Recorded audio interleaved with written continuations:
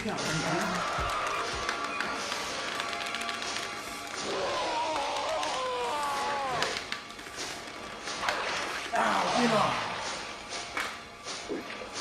Hello there, my name is Dean. And I'm EK. And we're here to find out, does violent video games affect people's behaviour? Whether or not people think violent video games are good, there have been alleged cases where people have died due to violent video games. On April 20th, 1999, American high school students Eric Harris and Dylan Klebold killed 13 people and themselves. The pair were allegedly fans of Doom, the violent video game. Another related case, who was a 17-year-old who was obsessed with Manhunt, lured a 14-year-old into a park and murdered him by stabbing him with a knife.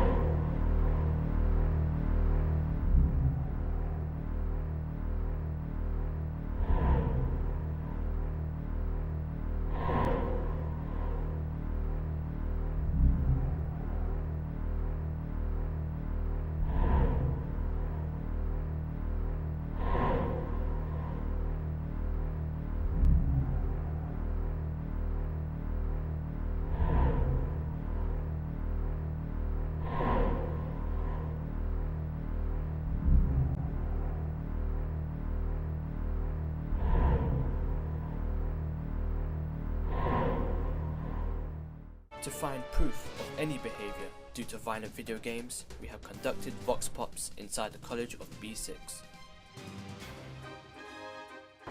We're outside B6 College to ask students if violent video games has an effect on people's behaviour.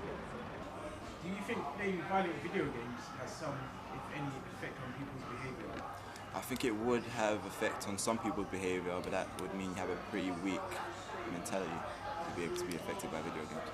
Do you think playing violent video games makes you a violent person? Definitely not, because people's mind work differently, yeah? And if someone plays violent games, that actually make it, that's just for fun. People just use that as an excuse to commit crime and all sorts. Do you think playing violent video games has some, if any, effect on people's behaviour? It depends on the type of game.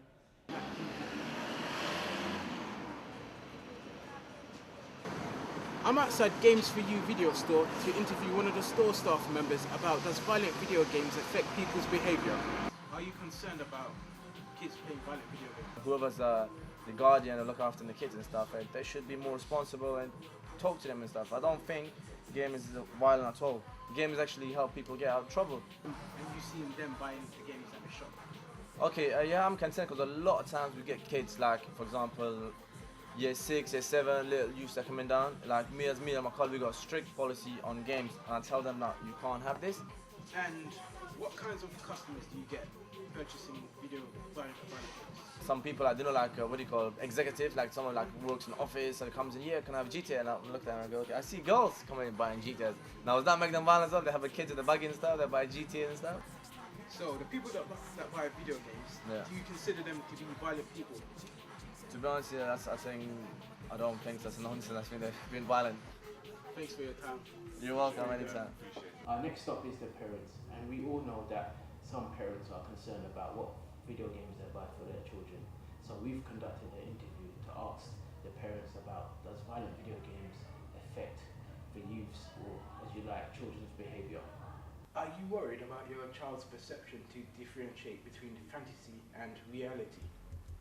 No, I mean, we do need to note, especially black people who are overrepresented in the mental health services, that some types of stimulation can be could alter people's perceptions of what's really going on around them. I don't say that I have a particular problem with my children, but as a parent I believe it's my duty to be vigilant and be aware of what they're doing socially and making sure that I can answer the questions that they need. Do you think it depends on the kind of upbringing one may have that determines their behaviour? I think almost certainly so. Many parents like myself have discussed the loss of community values amongst our young people, and not through a fault of their own. We've seen breakdowns in schools and in societies general. People are more likely to break the law now than ever before. And so people have their own values rather than sharing the values of a community or a city like London.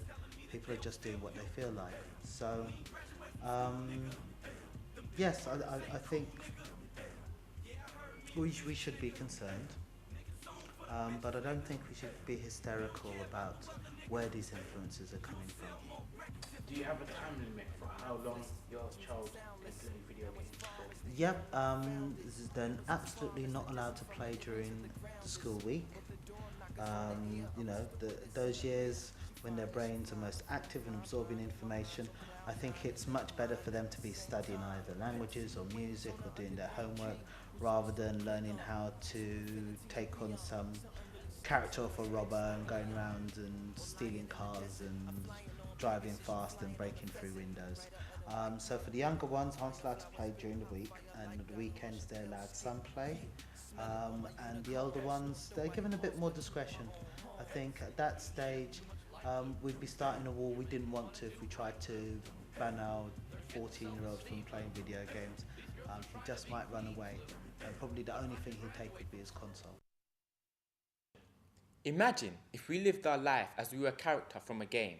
This is how it would look like.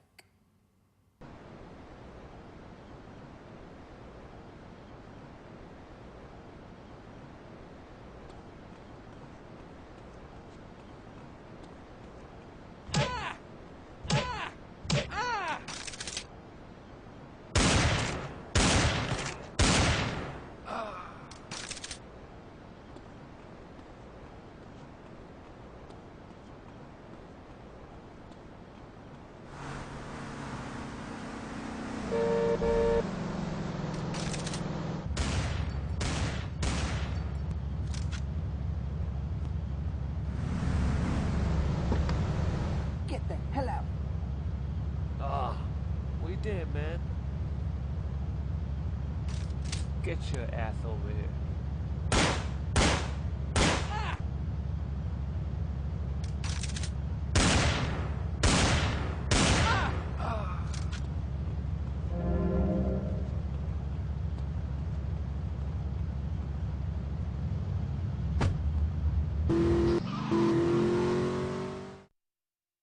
There are many gamers out there who play video games more frequently than others, but there are some that take it very seriously.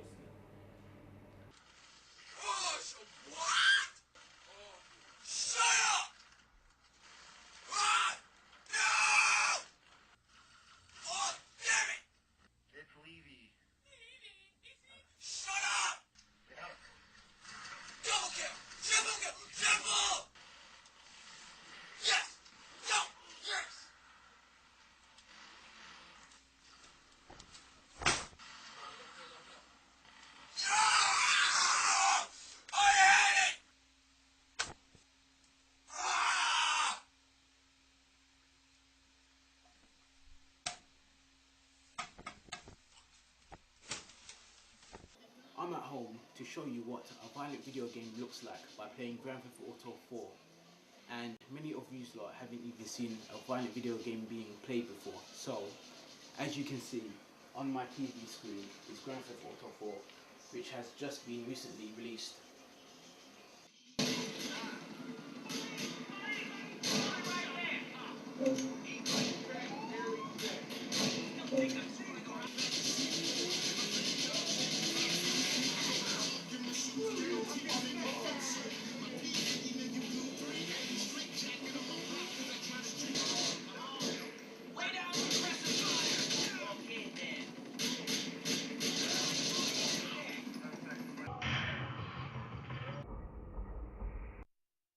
Now that you've seen the video game being played, what do you think? Have your opinions changed, or is it still the same?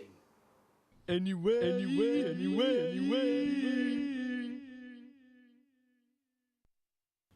Now that you've seen the documentary, has your opinions changed about violent video games, or is it still the same?